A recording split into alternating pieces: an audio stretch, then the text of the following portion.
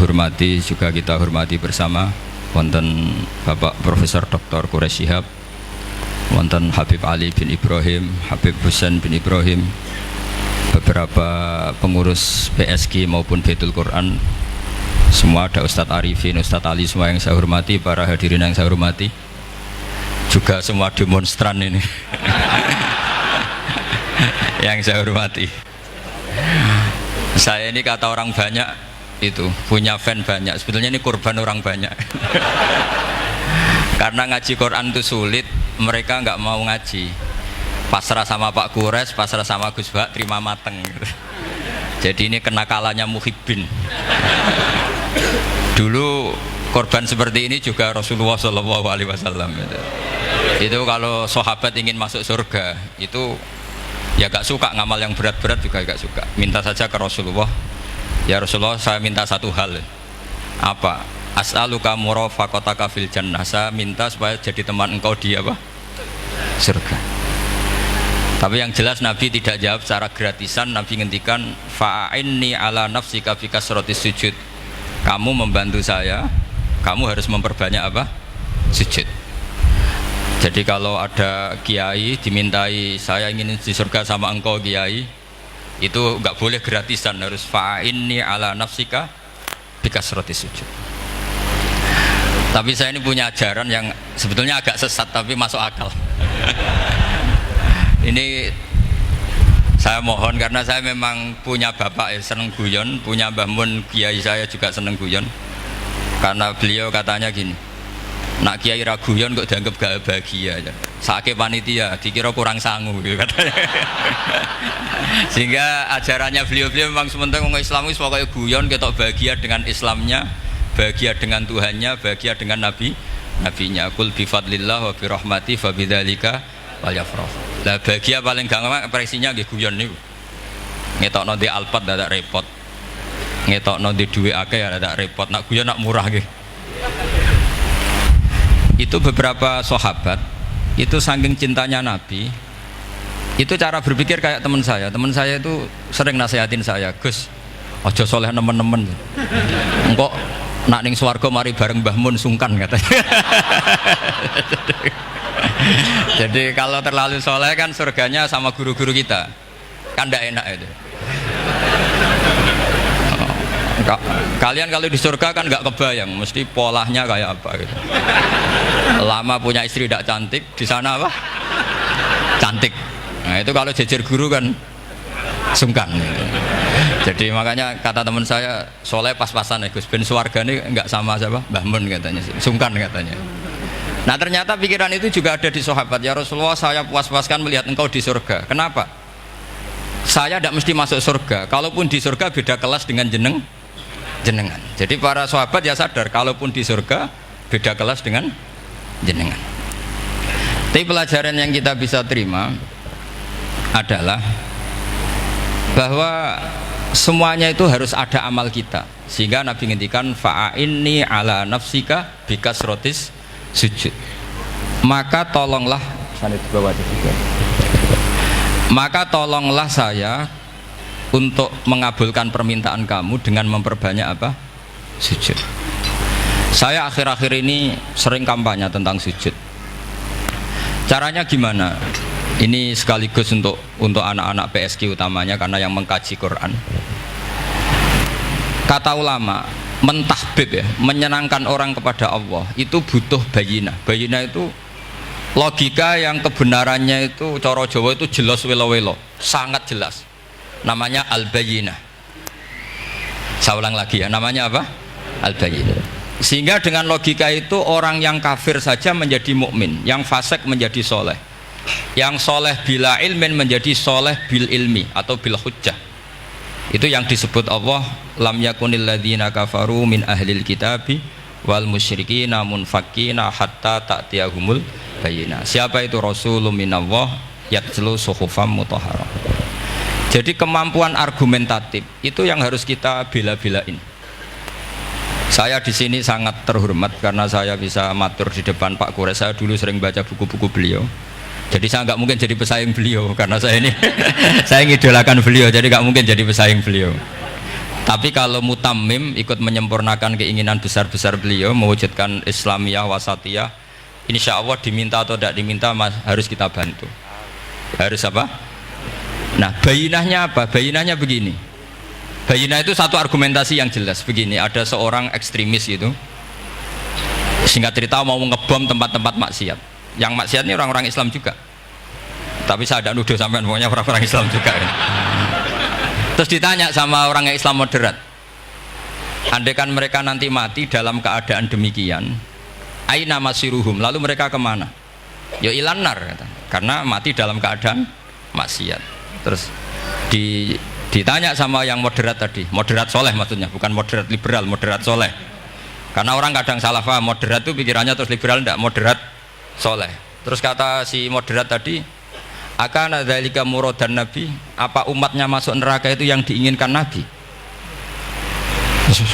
Kaget si ekstremis tadi, kebetulan ini ekstremis yang masih mau mikir. Terus enggak, itu enggak yang digedaki Nabi. Kalau gitu ya jangan, kita tunggu tobatnya, kita proses bersama supaya mereka mau tobat. Karena dukhuluhum annar itu tidak muradan Nabi, tidak yang digedaki Nabi Muhammad SAW. Nah, cerita seperti ini tentu ada padanannya. Padanan itu artinya kias ya, kias dalam hadis sahih. Saya yakin hadis itu sahih. Kalaupun itu dhaif itu yata'ayyadu bi fatwal ulama, menjadi kuat karena banyak ulama yang fatwakan seperti itu. Saya pastikan itu diriwayatkan Qadhi Iyad dalam kitab Asy-Syifa, juga diriwayatkan Ihya, juga diriwayatkan di Hayatus Sahabah. Di situ ada sekian sanad sing yuqawi ba'duhu ba'dur. Kenapa ini saya utarakan? Karena di kota itu sanggerono hadis itu takokno sahih ta ora. Kadang sing takok ya ndak paham itu. Wong maca kitab ra iso kok takok sahih ta ora. Yang ditanya juga aneh. Terus berusaha jawab. Padahal kadang ya ndak bisa juga jadi. Di hadis itu ada penjelasan begini. Ada seorang Arabi itu orang Bedui lah, orang yang kurang peradaban. Minta sesuatu pada Rasulullah SAW. Karena Nabi itu tidak orang kaya, Nabi tidak jutawan, tidak hartawan, dikasih. Mungkin kalau uang sekarang mungkin 50.000 atau berapa. Orang itu gerutu segrutu-gerutunya. Nabi kok pelit gitu, kira-kira seperti itu. Akhirnya sahabat ini merasa tidak nyaman, ingin, karena ini Arab ya, ingin mengadili ini. Saya membahasakan mengadili itu ya ada Arabnya, karena kadang ada riwayat misalnya fahamma ayyadribuhu, nanti juga repot, ayat tuluhu juga repot. Makanya kalau ke Jawa itu kadang maknani bahasa Arab itu bingung, dan memang baik bingung daripada enggak bingung. Karena kalau yang enggak bingung itu keliru pede. Misalnya jika istri kamu agak rewel itu begini-begini, terus ada kalimat wadribuhun, maka pukullah. Itu kalau orang nggak bingung langsung diterjemah mukullah, nanti dilaporkan Komnas HAM gitu. Tapi kalau yang bingung itu akhirnya tatoluk mencari-cari. Ternyata di semua tafsir disebut dorban ghairu mubarrihin, ya mukul tapi yang tidak menyakiti. Jadi kekeliruan itu pasti dimulai orang-orang yang nggak bingung. Jadi ilmunya nggak cukup, akhirnya nggak bingung. Bingung itu penting. Loh betul ini. Nggak ada orang alim kecuali dari bingung. Karena orang alim itu nggak bisa pede. Karena referensinya banyak, kemungkinannya banyak. Sehingga mesti pikiran pertama kalau ada lafadz ini maknawi apa lafzi. Ini mahmul apa enggak? Ini mansuh enggak? Ini muqayyad mutlak enggak? Ini sekaligus jadi pusat studi Quran, jadi supaya teman-teman memang seperti itu. Kata wadribuhun, maka pukullah. Saya masih ingat betul ketika Pak Quraisyab nulis di Membumikan Al-Quran tentang alak. Itu kalau orang ahli embriologi dimaknani alak segumpal darah itu mesti tertawa-tawa, karena nggak ada dalam proses embriologi orang lewat proses segumpal apa? Darah. Tapi kalau alak itu madatul kalimah dari kata aliko ya'liko, alakon sesuatu yang menempel, jadi zigot yang berhasil menempel di dinding rahim itu yang jadi anak, itu ya normal saja, memang itu terjadi. Ya barokahnya bingung tadi. Atau alak dimaknani segumpal darah tapi min haitsul jinsiyah. Artinya haitsul jinsiyah itu sejenis ini. Jadi bukan di proses embriologinya tapi di jenisnya, supaya orang tidak sombong diistilahkan min alak, tapi maknanya min jinsil alak, bukan alaknya tapi jenis alak. Itu kayak Abu Bakar itu kalau sedang bully manusia yang sombong-sombong itu, kamu kok sombong, kamu itu keluar min makhrajil bauli marroten gitu. Supaya orang tidak sombong itu diistilahkan manusia itu yakhruju min makhrajil bauli apa? Marroten.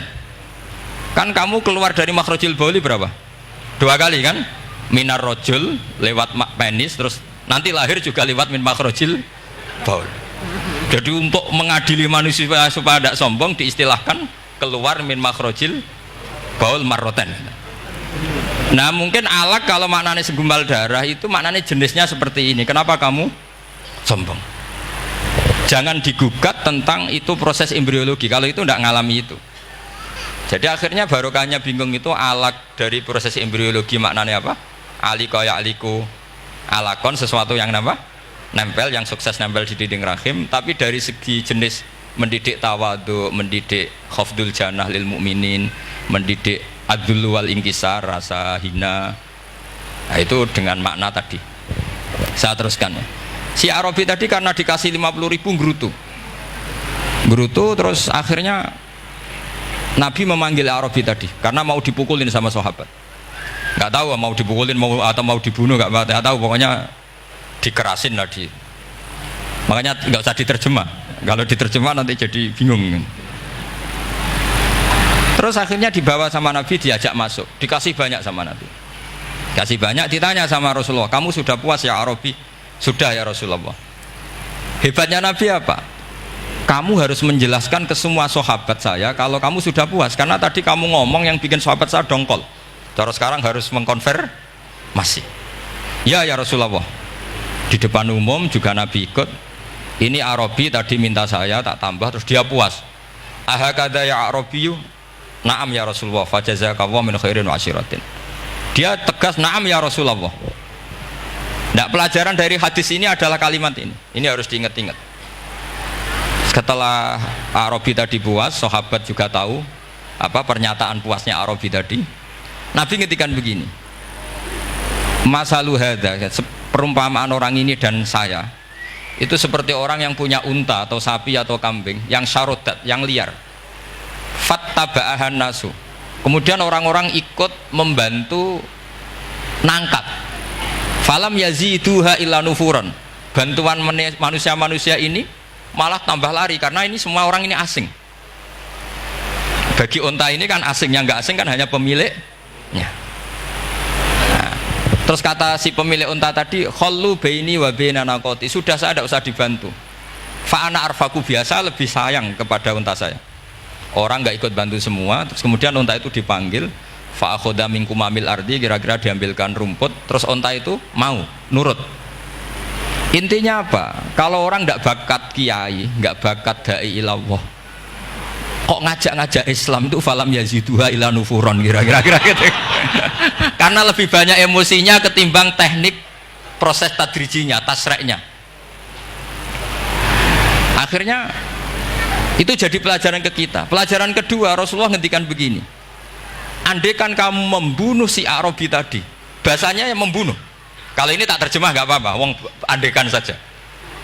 Andaikan kamu membunuh si Arabi tadi dalam keadaan membenci saya, yaitu ngomentari Nabi adalah kikir, maka dakhalan nar, orang ini akan masuk neraka karena dia mati dalam keadaan sakhitan dan Nabi SAW, dia mati berstatus benci kanjeng. Tapi uniknya dalam Islam segampang itu, ketika si Arabi tadi mencintai Nabi itu karena dibayar, karena diservis, dan itu cukup loh dalam Islam itu. Mencintainya Nabi itu karena dikasih uang lagi. Akhirnya dia senang Nabi meskipun karena dikasih uang. Tapi jangan diteruskan setelah senang Nabi dibunuh masuk surga, ya tidak usah gitu. Nanti jadi repot tadi. Tapi intinya apa? Islam itu semudah itu. Yang menerima kebenaran karena servis saja diterima sama Allah Subhanahu wa ta'ala. Nah ini di sini pentingnya kiai-kiai yang wasatiyah, yang ceria, yang gampang. Karena kita tidak ingin tanfir. Saya kemarin bikin makalah untuk 100 harinya guru saya Kiai Haji Maimun Zubair. Tak beri judul Al-Intisar Lima Madhabi Syekhina. Itu diantara yang saya tulis adalah Sayyidina Umar itu pernah diprotes sama banyak sahabat, termasuk Abu Bakar, karena Abu Bakar ke Umar ini lewat penunjukan. Kata para sahabat, ya Abu Bakrin, kamu memasrahkan umat ini ke azladin nas, orang paling kasar, yaitu Umar. Tapi apa? Ketika ada sahabat yang memberanikan diri tanya Sayyidina Umar, namanya Abdurrahman bin Auf, kenapa engkau kasar pada umatnya Rasulullah SAW?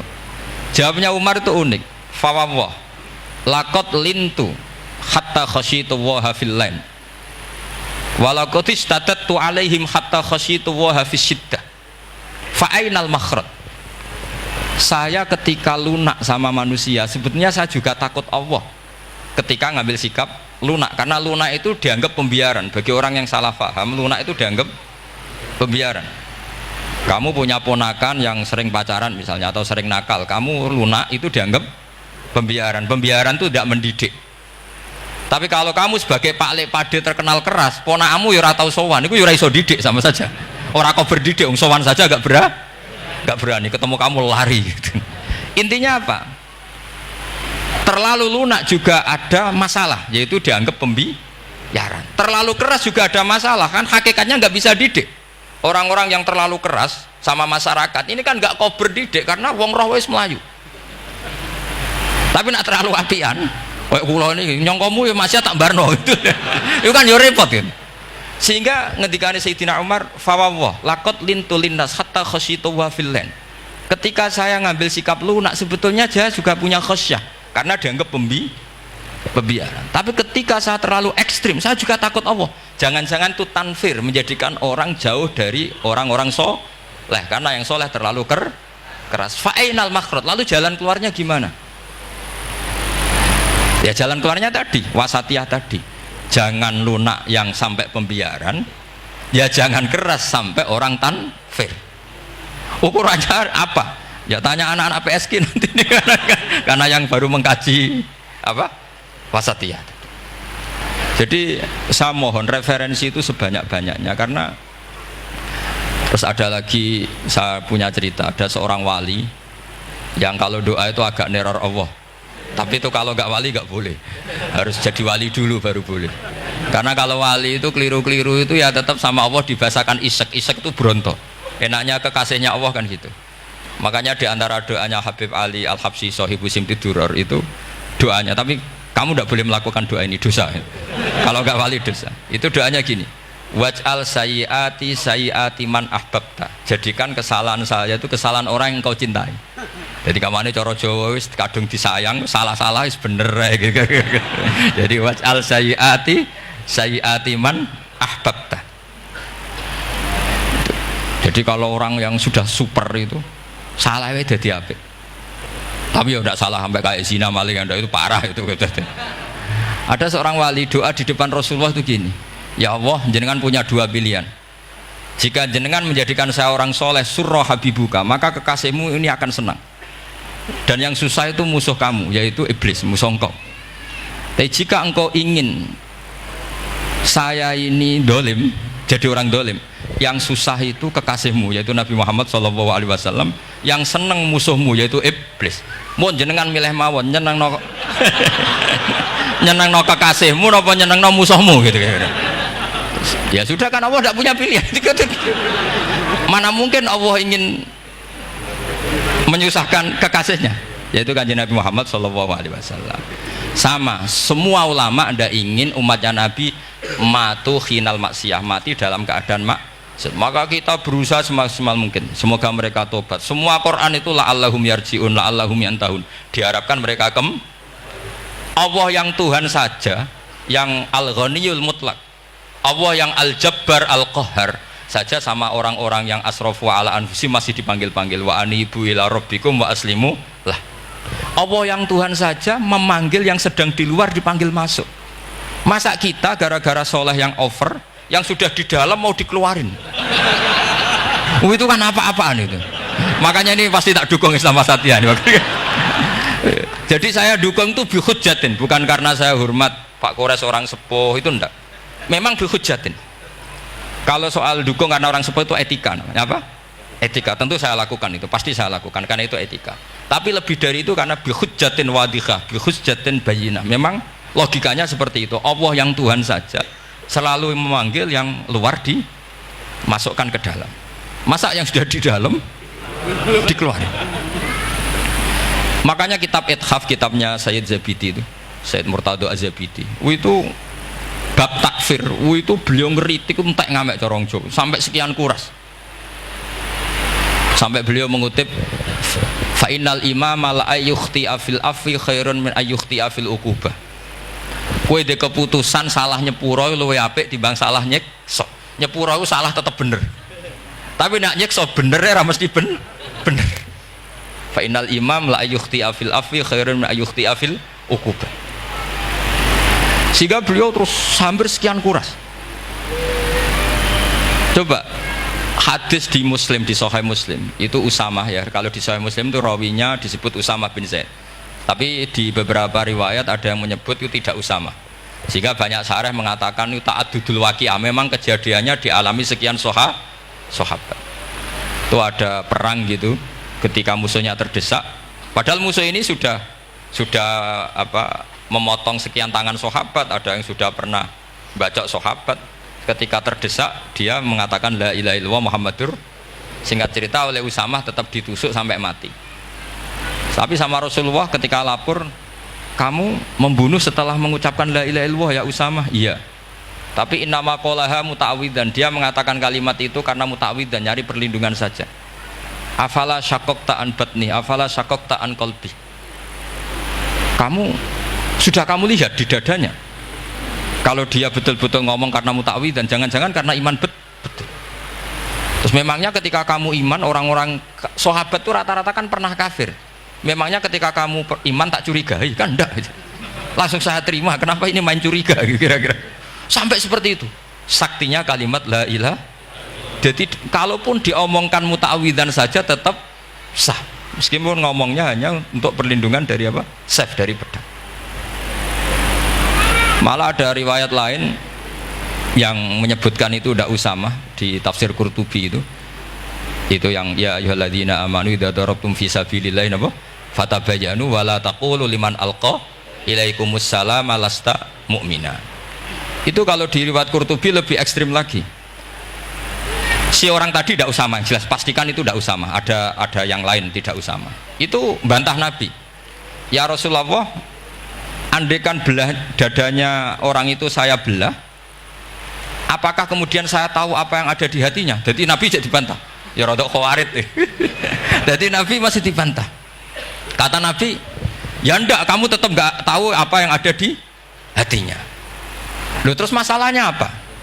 Masalahnya begini, setelah kamu belah dadanya, kamu tetap enggak tahu hatinya kan? Fala anta ta'lamu ma fi qalbi wala anta tusaddiqu ma fi lisani. Jadi kowe udah di wong kacau. Ngerti hatinya yang enggak, percaya lisannya juga enggak. Kan enggak ada hujah yang kamu ambil. Harusnya kata Nabi profesional dong. Nak roh hati ini rujukannya lisan. Lah ini enggak, hatinya kamu enggak tahu, lisannya enggak kamu percaya, langsung kamu pakai itu apa?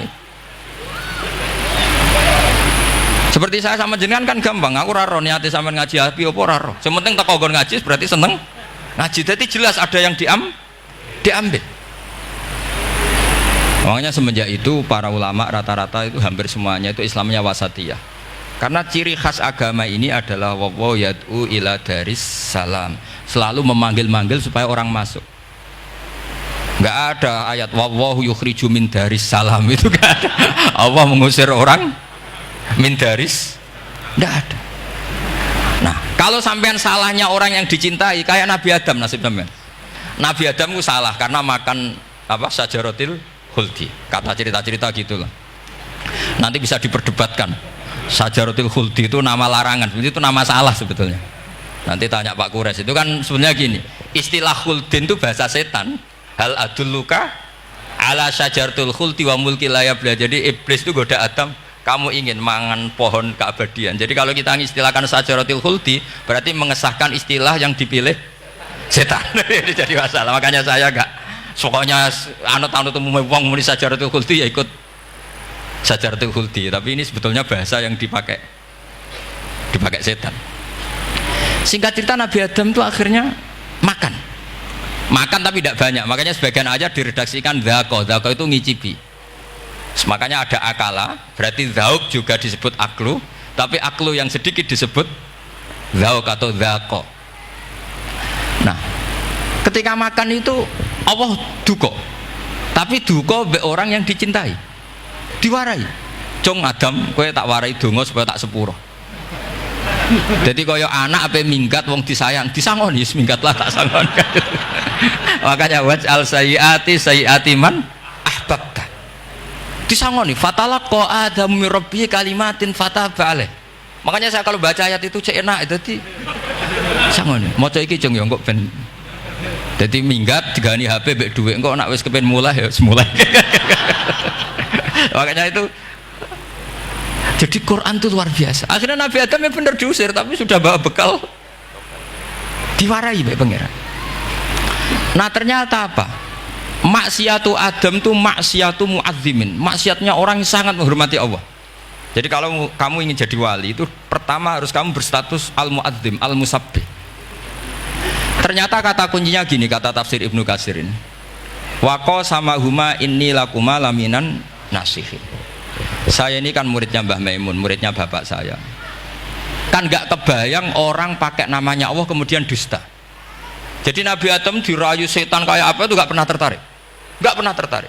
Tapi akhirnya setan bilang, wallahi demi Allah, bahwa saya menyuruh kamu makan buah khut itu laminan nasihin. Wallahi, pakai kata wallahi. Terus Allah ya sudah merevisi larangan itu, sekarang sudah bilang boleh katanya. Nah karena kata pakai wawahi, terus kata Nabi Adam, fawawah wa izzatika ya Rabbi ma dzanantu anna ahadan yahlifu bika kadziban. Ini dawuh Nabi Adam. Adam wis tak kandhani kok ora nurut alasan apa? Terus Adam atau pangeran wa izzatika, demi kehormatanmu ya Allah, fawawahi ma adzunnu anna ahadan yahlifu bika kadziban. Saya tidak pernah ngira ada hambamu, ada makhluk kemudian mencatut nama engkau kemudian dia dusta. Kenapa saya sebut-sebut nanti tadi asmani Mbah Mun?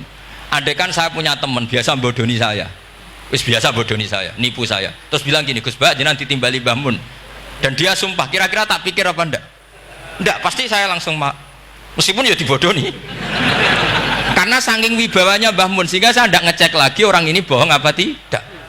Nah, Nabi Adam saking wibawanya Allah di hatinya Nabi Adam, kita disebut wawahi.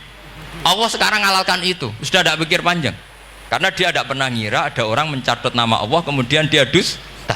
Seperti di dunia santri misalnya ada yang dipanggil Habib Ali, masuk disumpah sih tenang tau ora. Oh itu mesti teman yang biasa bodoni sampean lah, mesti langsung sangat takutnya kan gitu. Sampean takut istri dibilangi teman, bojomu nelpon, wah langsung ulang. Itu mesti tidak dikonfirmasi lagi itu, saking takutnya itu. Nah Nabi Adam itu seperti itu, saking takzimnya kepada Allah sehingga ketika disebut wawahi, nah itu yang kata kuncinya waqo sama huma inni lakuma laminan nasihin fadallahuma bihur. Itu kalau sampean teliti, ini kesangannya Pak Kures pakai madatul kalimah itu kelihatan. Fadallahuma itu rujuknya ke iblis. Jadi Adam di situ korban terus. Kan waqo sama huma, iblis sumpah ke Adam Hawa. Fadallahuma, iblis menunjukkan Adam Hawa. Sehingga dia dua orang ini maksiat itu semuanya korban. Dia hanya sebagai objek. Kreatornya yaitu iblis. Tapi Nabi Adam sampai tertipu tuh gara-gara tadi. Wa izzatika ya Rabbi ma adzunnu anna ahadan yahlifu bika kadziban. Ketika menyebut nama engkau, saya tidak pernah mengira ada orang menyebut nama engkau kemudian dia dusta. Saya bayangkan orang paling brengsek sekalipun teman saya kalau bilang Gus sampean dipanggil Mbah Mun, tentu tidak saya pikir lagi. Atau di pondok sini, Kang diceluk Habib Ali, ditimbali Habib Ali, sampean konfirmasi apa enggak? Enggak kan? Apalagi ini Allah Subhanahu wa Ta'ala. Jadi uang nek sebakat wali itu begitu. Nah kalau jenis ini kok salah, itu waj'al sayyiati man ahbab. Kanjeng Nabi dalam lahirnya juga pernah salah dalam lahirnya, karena Nabi memberi izin orang-orang munafik gak ikut perang. Salahnya secara fikih adalah kewajiban perang zaman itu karena zaman itu memang orang-orang kafir juga merangi kita sehingga kita dibolehkan merangi. Jangan hanya cerita Nabi perang berarti perang syariat jarak gitu. Nabi perang karena diperangi. Jelas ayatnya udzina lilladzina yuqatalun, diberi izin bagi yang ngalami yuqatalun, diperangi baru diberi izin perang. Jangan langsung bangun tidur perang, itu enggak ada ayatnya. Qatilul ladzina yuqatilunakum, merangi yang merangi kamu, wa akhrijuhum ya min haitsu akhrajukum, ngusir yang ngusir kamu. Jadi perang itu akibat bukan sebab. Akhirnya Nabi itu secara fikih itu salah, secara fikih karena memberi izin orang munafik. Tapi Allah ketika sama Rasulullah Muhammad SAW karena kekasihnya, ngendikane sudah dimulai afawwahu angka, Muhammad tenang wae wis tak sepuro. Cuma aku takok kena apa kok buka izin.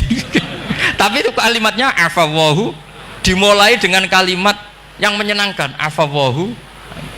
Jadi ibarat sampean salah sama orang tua, wes sepeda mbok ora pamit itu serapa salah, cuma aku tetap takok alasan apa gitu loh.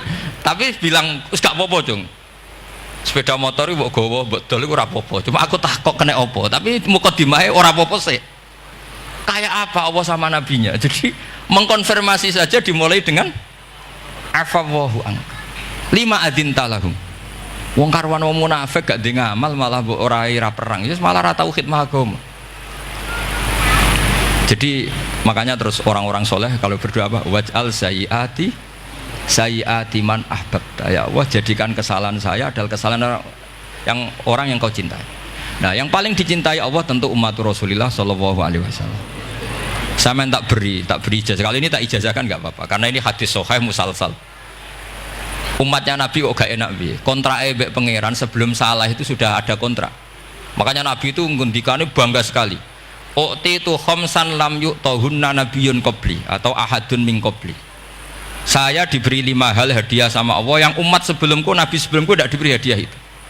Di antara hadiah itu terbesar adalah wa'u'titu khawatima suratil Baqarah. Saya diberi hadiah akhir dari surat Baqarah. Kok ada hadiah gimana? Allah itu sudah naikkan kontrak dengan kita. Kita disuruh doa sama Allah. Rabbana la tu'akhidna in nasina waqta. Ya Allah, suatu saat saya salah, padahal kita pasti salah. Suatu saat Gusti, suatu saat kita salah, jangan kasih sanksi loh. Oke, mau oke. Itu kok udah enak gimana? Sebelum kita salah, naikkan kontrak sama Allah. Rabbana la tu'akhidna in nasina aw akhtana. Ya Allah, jangan jatuhkan sanksi kepada kita jika suatu saat saya lupa atau salah. Qala na'am, Allah jawab nah. Makanya Nabi senengnya bukan main tentang apa? Saya diberi hadiah akhir surat Baqarah. Tapi sekarang jadi fitnah tadi. Yang kiai NU baca itu dipakai tahlilan, kadang-kadang yang baca agak paham, yang kritik juga gak paham. Jadi ya sudah, innalillahi wa inna ilaihi raji'un. Sebetulnya itu diabadikan di tahlil itu karena itu surat yang luar. Tapi sebagian yang baca agak paham sehingga ya dingin saja wong enggak paham. Tapi kalau kita yang paham itu luar biasa, wong belum salah sudah ada perjanjian la tu'akhidna in nasina aw akhtana. Sama Allah dijawab, "Nah, iya umatem nak salah orang langsung tak siksa. Aman." Maksudnya dintain tobat aja terus salah terus. Kayak apa? Makanya beda. Nabi itu begitu bangganya dengan surat akhir surat apa? Baqarah. Terus tafsir kedua, umat ini adalah umat yang sifat Allah itu selalu aktif dan dua-duanya aktif. Ini perlu saya sampaikan berkali-kali, dua-duanya aktif. Jika orang soleh itu nggak boleh mengadili orang dolim. Itu umatnya Rasulullah SAW. Begini logikanya ya. Pernah ada cerita, ada orang soleh sedang sujud, diinjek sama orang fasik, al-asi lah orang fasik. Karena orang soleh ini diinjek, orang soleh, bawaan orang soleh itu ya kadang gampang marah, bawaan orang soleh. Tapi pas marah itu nyatut nama Allah. Fawawahi la yaghfirullahu laka, pakai nama Allah. Ada kan dia bilang asemane kue itu malah gak apa-apa gitu. Karena misoh-misoh sendiri itu kan urusan dia, tapi pakai namanya Allah. Fawawahi la yaghfirullahu laka. Allah tidak akan ngampuni kamu. Itu Allah langsung memberi wahyu ila nabi hada zaman, ke nabinya zaman ini. Allah ngendikan gini, ini yang cerita Rasulullah. mang dzalladzi yata'alla alayya alla aghfira li fulan faqad ghafartu lahu wa ahbattu amalak. Orang itu tak ampuni, yang sujud amalnya tak hilangkan.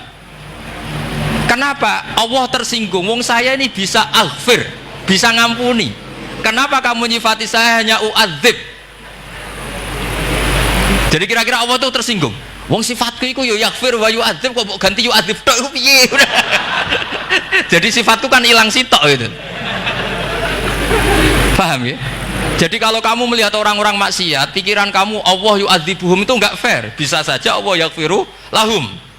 Tapi kamu milih sitok tok, yaitu sifat yu'adzib, itu enggak fair. Harusnya ya yaghfiru liman yasha wa yu'adzibu man yasha. Tapi orang soleh ini wallahu la yaghfiru wallahu laka, itu Allah tersinggung.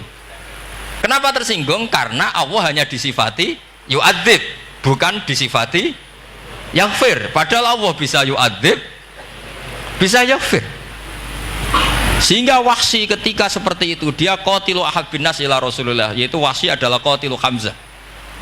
Ketika Nabi da'a alaihi, tidak usah diterjemah, itu sama Allah malah Wahsy dikasih tobat.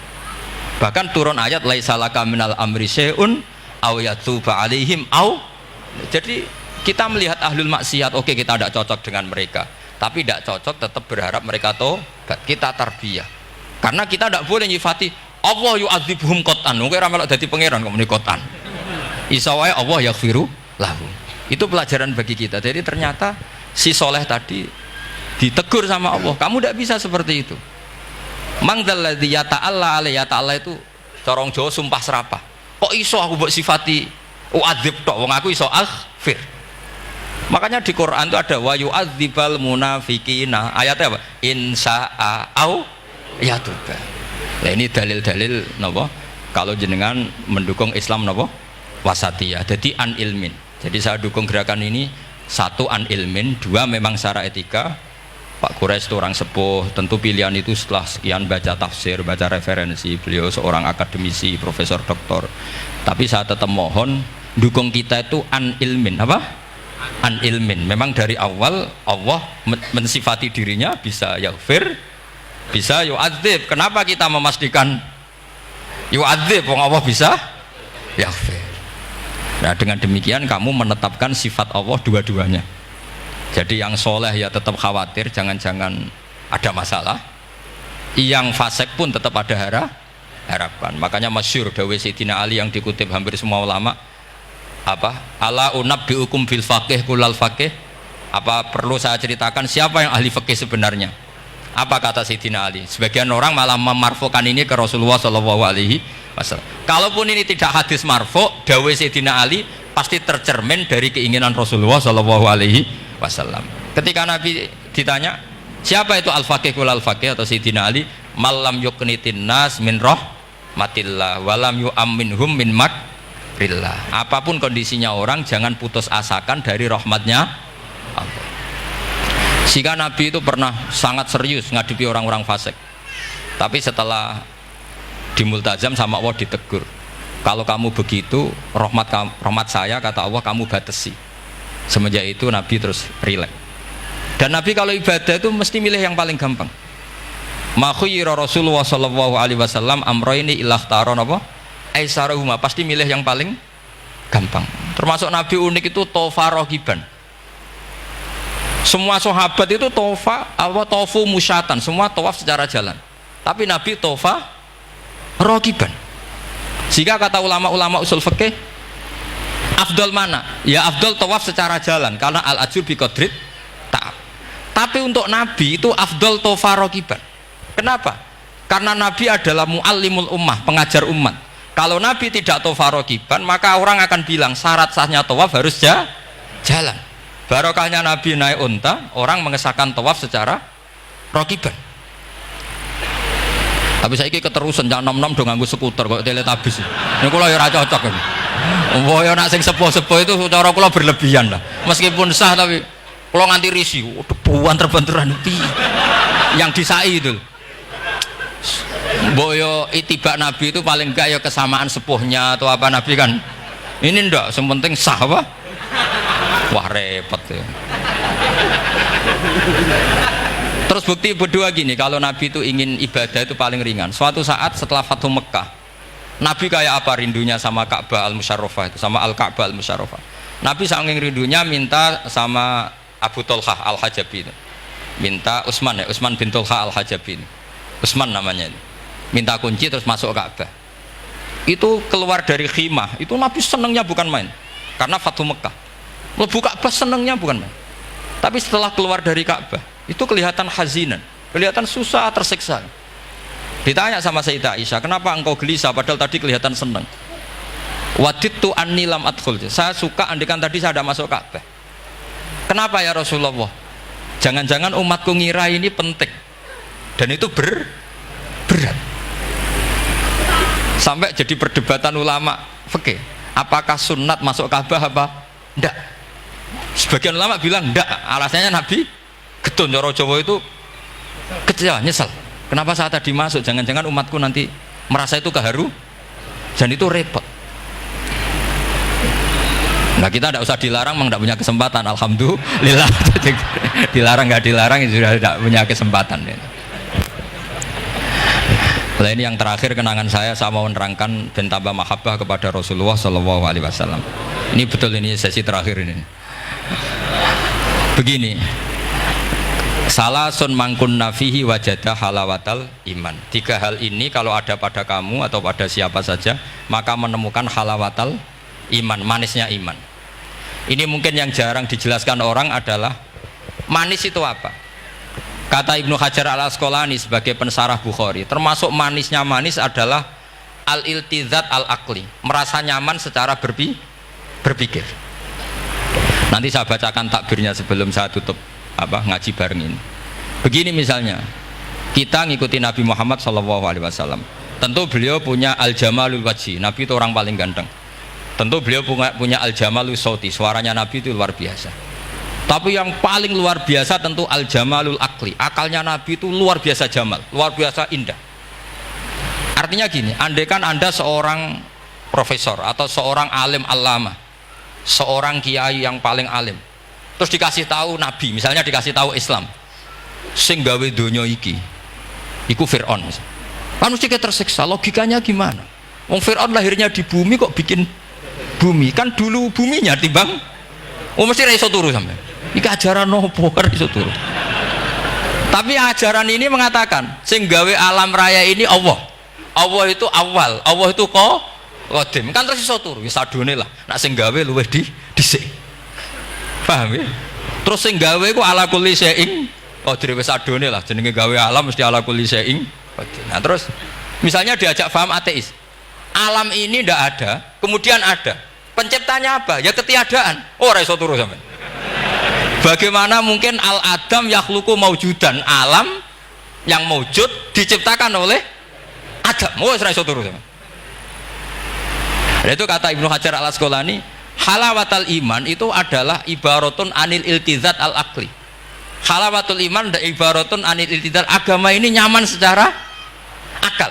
Kita disuruh menuhankan zat yang sifatnya itu luar biasa. Allah adalah qadim, tentu pencipta lebih dulu timbang yang diciptakan. Kan enak, keren kan? Terus alam yang maujudat, hadhil maujudat khalaqaha wajibul wujud. Ini maujudat diciptakan zat yang super wujud, yaitu wajibul, kan iso turu sampean. Oke, masuk akal. Nah, misalnya itu sampean dikabari hadil maujudat khalaqahal adam. Ini maujudat diciptakan ketiadaan. Mesti kalian mikir iki waras ta ora sing ngene iki. Ya itu. Jadi apa? Kita halawatul iman itu usahakan maknanya sampai ngalami al-iltizat al-aqli, apa? Al-iltizat. Saya baca takbirnya saja. Ini di kitab saya Fathul Bari. Ini di juz 9, di kitab saya halaman 193 ya. Karena mungkin sampean beda cetakan atau enggak ada nomornya karena enggak punya, enggak tahu saya. Pokoknya ini tapi ini nanti saya tak tinggal di Mas Wafa ini. Nanti yang enggak boleh di ngopi saja, di foto aja. Selumayan ben ngaji ku nganggo kitab ben kok wong alim itu keren ya. Saya baca Bismillahirrahmanirrahim. Halawatul iman. Beliau ngendikan wayal taddu bidzalika iltizazan aqliyan. Jadi orang merasa nyaman secara iltizazan aqliyan, akalnya merasa nyaman. Idzil iltizat al-aqliyu idrakuma huwa kamalun wa khairun min haitsu huwa kadzalik. Jadi beliau mencontohkan gini, kamu disuruh minum obat. Beliau contohnya itu kamu disuruh minum obat. Tentu secara watak kamu tidak senang karena obat itu pahit. Tapi kamu merasa nyaman setelah sakit minum obat merasa nyaman karena ada harapan sembuh. Jadi watak kamu tidak senang, lidah kamu tidak senang karena pahit, tapi akal kamu senang. Wah enak aja berarti suntik, berarti infus, berarti minum obat. Berarti itu namanya iltizadan aklian, akal kamu merasa apa? Nyaman karena telah melakukan sesuatu yang sesuai akal. Tak baca ya, misalnya al murad bil hubbi huwa al hubbul aqli alladhi huwa itharu ma yaqtadi al aqlu salimu rujhana wa in kana ala khilafi hawan nafsi kal marid yu'afu ad-dawa bi tab'i fayan faru anhu wa yamilu ilai bi muqtado aqli. Kayak kita sakit tentu dioperasi itu tidak senang, bayangno wedhus apa usus diwedel-wedel kan nggak senang secara hawa nafsi, paham ya? Tapi secara akal karena kamu divonis usus buntu, senang mana setelah dioperasi sama sebelumnya? Lah senang dioperasi itu namanya al-iltizat al-aqli. Ini kata Ibnu Hajar al-Asqalani. Wal aqlu yaqtadi rujhana janibi dzalik. Nah terus saya teruskan. Idzil iltizat al-aqliyu idrakuma huwa kamalun wa khairun min haitsu huwa. Jadi saya bayangkan, makanya saya kalau baca Quran itu sering saya nangis. Misalnya tadi, am khuliqu min ghairi syai'in am humul khaliqun am khalaqus samawati wal ard. Masa alam raya yang wujud ini semua maujudat, kemudian dirumuskan bahwa penciptanya adalah al-adam, kenihilian, nihilisme. Kebayang nggak sampai ini suatu ruga misalnya? Ono nabi terus congkoe kudu iman, alam raya ini sing wujud diciptakno ketiadaan. Wes ra iso turu yakin ra bener itu. Tapi kalau nabinya bilang hadhil awalim atau hadhil alam khalaqaha Allah. Allah itu siapa? Al-Qadim, wajibul wujud, ala kulli syai'in qadir, lahul asmaul husna, lam yalid walam yulad walam yakul lahu kufuwan ahad. Oke, keren kan gitu. Lha iku jenenge al-iltizat al-aqli. Kalau kamu sudah ngalami seperti itu, wajada halawatal iman. Terus kata Ibnu Hajar al-Asqalani, terus wa yu'abbirus syari' yaitu Rasulullah sallallahu alaihi wasallam membahasakan al-iltizat al-aqli dibahasakan dengan halawatal iman. Jadi halawatul iman itu kamu harus ngalami al-iltizat al-aqli. Seperti misalnya dalam hukum sosial, kata ulama-ulama, laulam yakun ma ja'a bi Muhammadin dinan lakana fi aqlin nasi hasanan. Andai kan Muhammad tidak mengatasnamakan itu agama, akal pun mengatakan itu baik. Coba ajaran kita, ambek bojo sing apik, ambek anak sing apik, ambek tangga sing apik, itu kan enak. Coba kalau ajarannya gini, bojo taboki wae kesuwen, kan bingung, wah iki ajaran apa, kan kaget. Ambek tangga, oh sing kontel, gak ngono tidak kok. Oh, iku ajarane nabi apa ajarane ekstremis, kan bingung. Jadi makanya laulam yakun ma ja'a bi Muhammadin dinan lakana fi aqlin nasi hasanan. Itu namanya al-iltizat al-aqli. Saya kira demikian, mohon maaf. Assalamualaikum warahmatullahi wabarakatuh. Waalaikumsalam warahmatullahi wabarakatuh.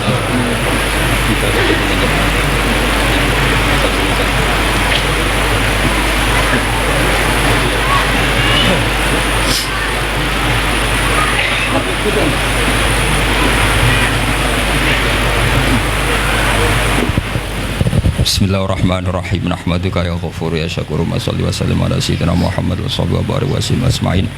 Allahumma ij'alna ya Allah mutawatina fika, mutahabbina fika, mutabadilina fika, mutanasihina fika ya Allah, hatta namshiya fi ardika wa lam takun himmatuna illa kalimatika wa ihya sunnati habibika Muhammad sallallahu alaihi wasallam. A'inna ya Allah la dzikrika wa syukrika wa husni ibadatik waj'alna ya Allah mu'afin min kulli bala'id dunya wal akhirah. Ij'alna ya Allah minal ladzina ya wa syahaduka wa amanu bi rasulika Muhammad wa nasaru syari'atakal ulya al mahabbatal bayda lailuha kana ahriha. Ij'alna ya Allah syuhada bil qisti wa bil haqq. Rabbana atina fid dunya hasanah fil akhirati hasanah wa qina adzabannar. Wa sallallahu ala sayyidina Muhammad wa sahbihi wa baraka sallam. Subhana rabbika rabbil izzati amma yasifun. Salamun alal mursalin walhamdulillahi rabbil alamin. Sirrul Fatihah.